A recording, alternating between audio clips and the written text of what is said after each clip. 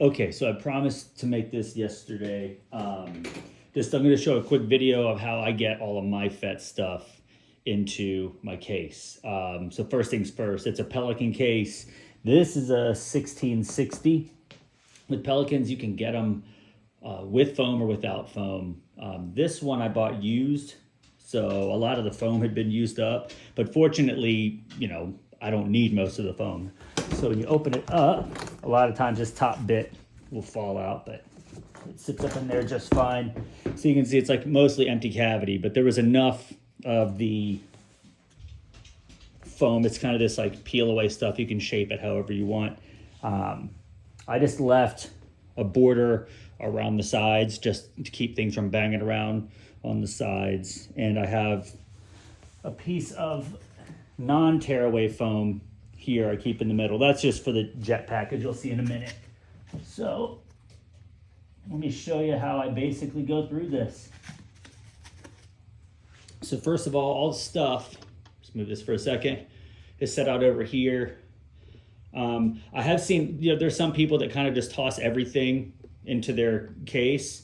And I just feel like I'm not that brave. I wrap stuff up. Like I got my gauntlets in the blue and white there, knees, and I'll show you all that in just a minute.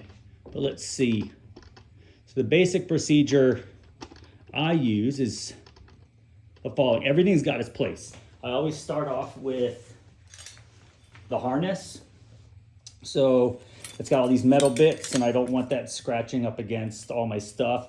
So I take the harness and I place that in the bottom. So let's see. I'm trying to remember the way, So I go like this. Actually, I'll put it this way. Any of the straps that bunch up, I just kind of reposition. Stuff like that. And then I put a shirt over it. I got a lot of old t-shirts just to keep stuff from getting scratched up. Now this, I don't remember where I got this. Was just kind of foam in a package I found. And I think, I actually cut this little groove out. And you'll see what that does in just a second.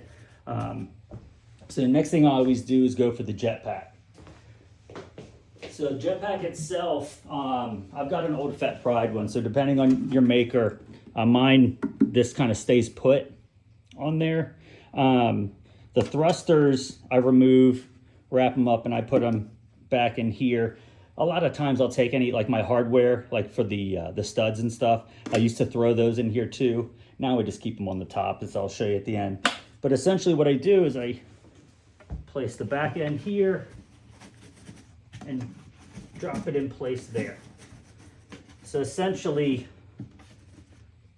the pack is not going anywhere. This up here keeps it from moving forward and backward. There's not a whole lot of room on the sides. It can move a little, but again, there's other stuff that goes in there that helps to keep that in place. So once I've got the pack in, then I like to take, again, another t-shirt, throw it over there. Just trying to protect the paintwork. We all know how easily this stuff can get scratched.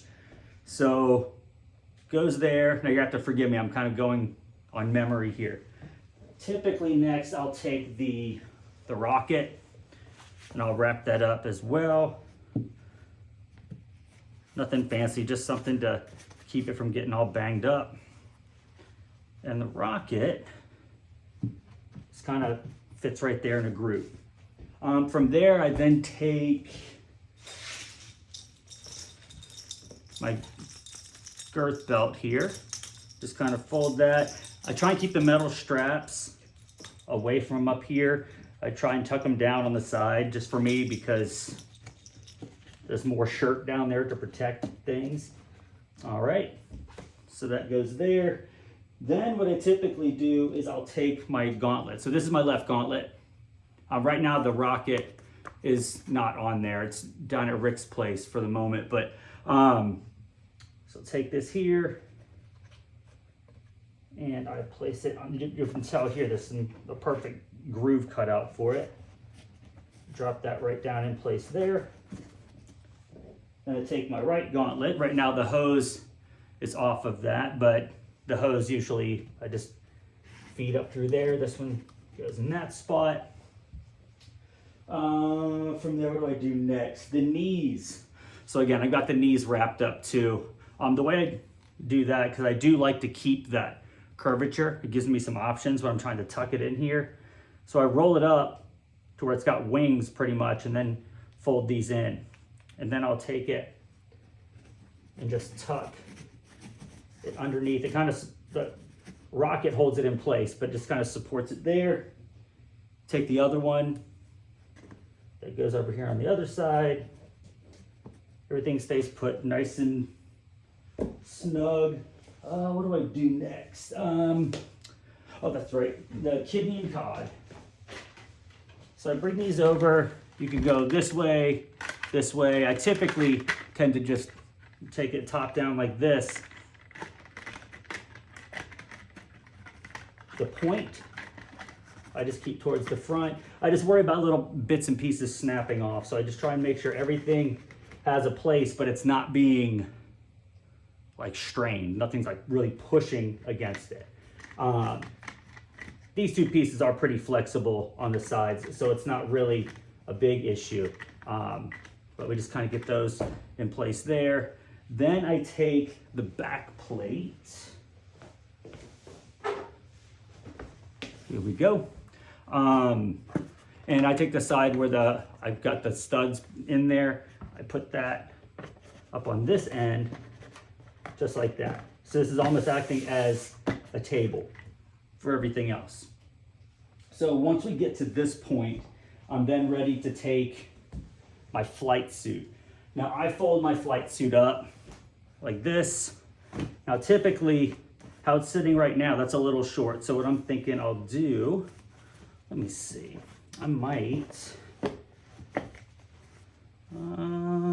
how do I want to do this one? Actually, I'm not okay with that. I'm just gonna leave it as it was. I like to keep the collar away from any of the green. Not that it's really gonna rub off, but right on top of this, a piece of foam goes. So like no paint or anything's gonna get on this, or no residue of any type. So I get that there. Let's see, what would be next? Okay, so then I have this big sheet of foam. Now I can't remember if this came with this or not. It may have. If not, you can go to any craft store and get a piece. It's a pretty soft foam. And I just place that right on top of here. All right. So next, what I like to do, I think I go with the boots next. So the boots for me, what's always worked best, I just kind of put one in one corner like that. The other one, I take my Paul suit like in the holster, and I've got my other boot. I just go like Long John Silver peg leg thing. I put it in there just like that. And then which direction do I go with this guy? I think I do it like this. Okay, yeah, something just like that. All right, so they're kind of sitting in the corners. What I'm trying to do is keep some open space in these two corners, because on top of this, my the next layer is going to have the EE3, and I like to give that a little bit of cushion to work with. I don't want it right up against something that's putting pressure on it. Okay, so that goes there. Then I take my armor, just everything all mounted up here. I tend to fold the shoulder armor back just so it's not sticking up this way. I fold it back. And for this one, I am a little more careful with it. Like we've got the nice little flat portion, but then it curves a little, and that sits really nicely on the edge here.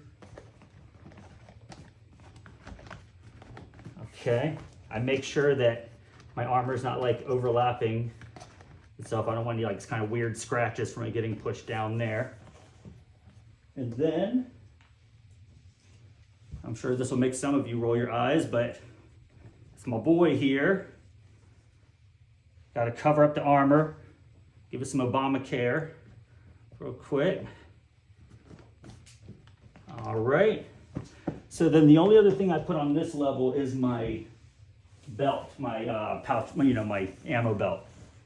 I still haven't, we just weathered this, so I still have the foam in there. I've got to swap it out for the styrofoam I used. I remember, I think I showed you guys in the thread, I kind of cut out a little opening out of some styrofoam to slide my Acre amps in there.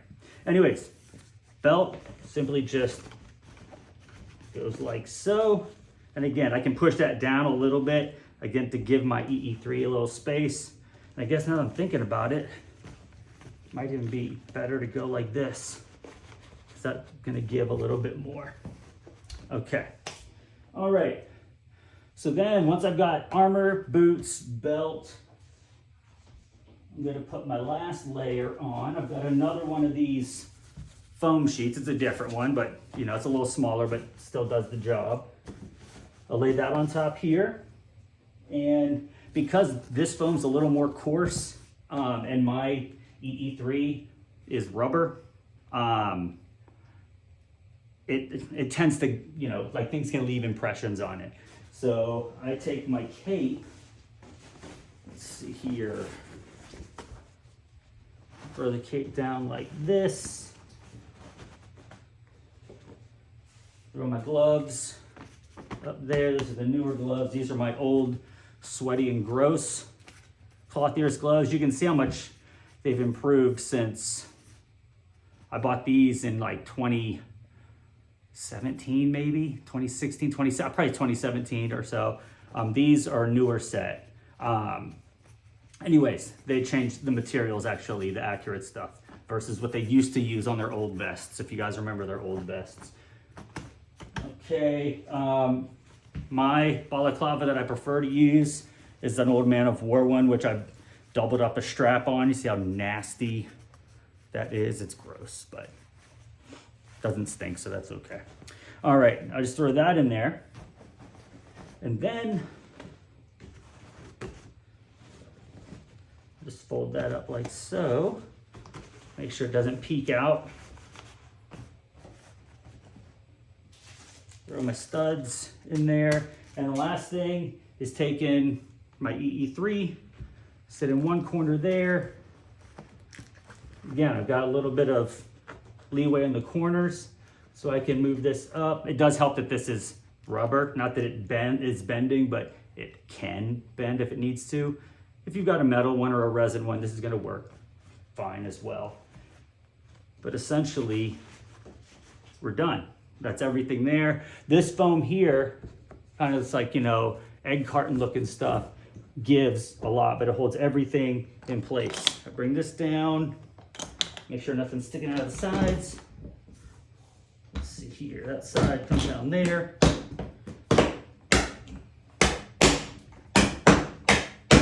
And that's it. It's a fantastic case. I don't know if the camera will get all this, but it's got wheels. It's got, a retractable handle on it. This thing's been a trooper, and you can beat these things up like crazy. And you're not gonna hurt them at all. So anyhow, that's how I do it. So hopefully you guys like it. Hopefully it helps somebody. See ya.